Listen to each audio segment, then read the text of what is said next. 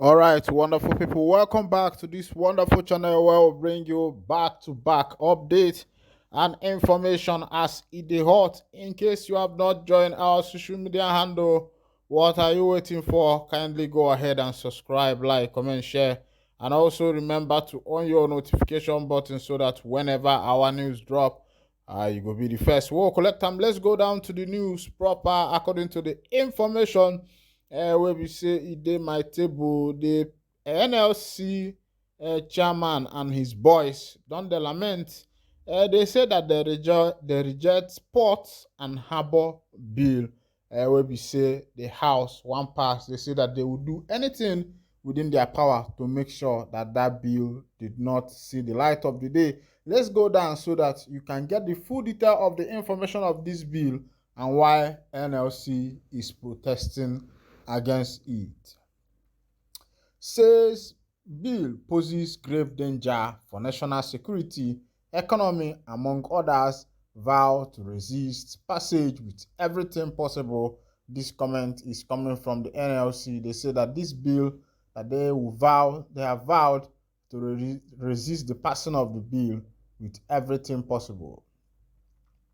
The two in-house union in the nation's maritime industry, the Maritime Workers Union of Nigeria (MWUN) and the Senior Staff Association of Statutory Corporation and Government-Owned Companies SSASCGOC, Nigerian Port Authority (NPA) branch have rejected the Port and Harbour Bill at the National Assembly, seeking to repeal the act that set up the NPA. They warn that the bill, if passed into law as being proposed, would, among others, threaten the nation's security and economy and render many Nigerians, including NPA employees, jobless. At a joint briefing yesterday in Lagos, both unions, President General of MWUN, Prince Adewale Adeyanju, and his NPA counterpart, Akinola Bodunde, claimed that the bill that was rejected and thrown away by the 8th National Assembly was being sneaked in for the legislation through the back door by some dubious and unscrupulous individuals.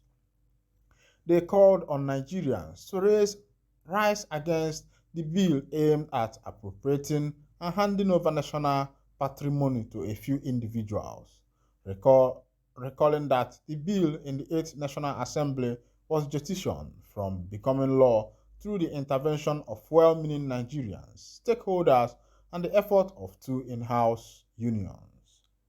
According to we wish to note that this said bill, if allowed to be passed into law, will have a far-reaching grave consequences on the security of the nation, as it will code harbor, jetty, and terminal operations into private hands. We are therefore not surprised that the bill is being vigorously sponsored by certain unpatriotic individuals within the maritime sector, who are hell-bent on appropriating our commonwealth and cornering the same into the lining of their pocket and that of their cronies. We would have the thought that given our persistent cry and various notices pointing to the deplorable state of our various nations' seaports, descript that of port access roads, collapsing quay, aprons, and the general failure of infrastructure within our ports. The focus of this 10th National Assembly would have been to find solution to the myriad of problems bedeviling our ports, terminal, jetties, and oil and gas platforms, and even the need to dredge all the ports, particularly Calabar, Warri, Oni, etc., for increased efficiency, and not to clandestine and recklessly seek to misappropriate public infrastructure through unfriendly legislation for the benefit of individuals whose only interest is capital accumulation and not the general public. We are further surprised that the sponsors of this bill outrightly injured our demand to call the International Oil Companies (IOC) operating in our sovereign territorial economic zones, who have deliberately refused to obey our extant maritime regulations, standards, and laws, but find it expedient to sit in the comfort of their hallowed chambers to push for laws that will be detrimental and inimical to the welfare and well-being of working class Nigerians and our nation's security and sovereignty. The joint House unions MWUN and SSACGOC use this medium to convey our views to the leadership, members of the National Assembly, and the new Ministry of Marine and Blue Economy that this is certainly not the right way to go, as this ploy by these selfish individuals in the maritime sector will cause chaos and anarchy in the industry, which has enjoyed sustained peace since the idea of projecting the hash bill was killed in 2018, will not be allowed to come to fruition. According to the unions, a sneak peek into a copy of the bill has revealed that it previous wholly employment that will not be pensionable as well as not transferable and without access to the terminal benefits. This is the height of the inconsideration by the proponents of the bill to the right of the workers to the necessary payment for service rendered by a worker, in accordance to known law, industrial relation practices, equity, and good conscience. We believe that allowing this bill to be passed into law will effectively institutionalize the evil concept of casualization of workers and negate the provision of the Pension Reform Act 2004 as amended. This is in direct contrast to the old promises of Mr. President Aswaji Bola Ahmed Tinubu to ensure the provision of about 5 million jobs for Nigerians through newly created Ministry of Marine and Blue Economy. Having said this, we, the two in-house unions in the maritime sector, MWUN and SSASCGOC,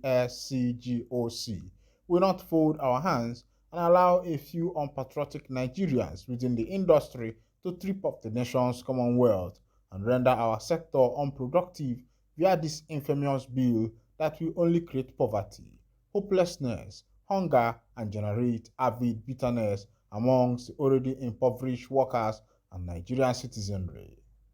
Consequently, we confirm our absolute vote of confidence on the Nigerian Port Authority (ACT) as it currently relates to the Nigerian state and the well-being of the workers in the sector, and we will vehemently resist all attempts to push this hellish bill further. We therefore demand its withdrawal in its entirety with the laid down laws. When I don't see the palavala de vele.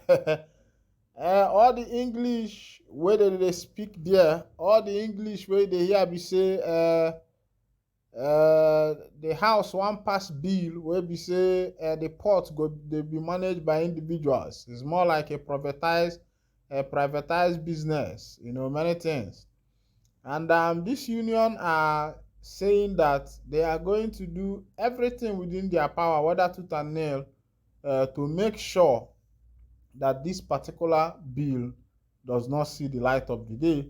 And looking at the plans of these people and what is in that bill, according to the information review, that the bill is going to affect so many Nigerians and it's going to cause many people to lose their job, because once this business is in a private hand, it means that there will be no more not there will be nothing like pension or gratuity anymore, because it is no more into the government hands, and these people are crying that this is going to affect a lot of workers if the government allow this particular bill to be passed and see the light of the day.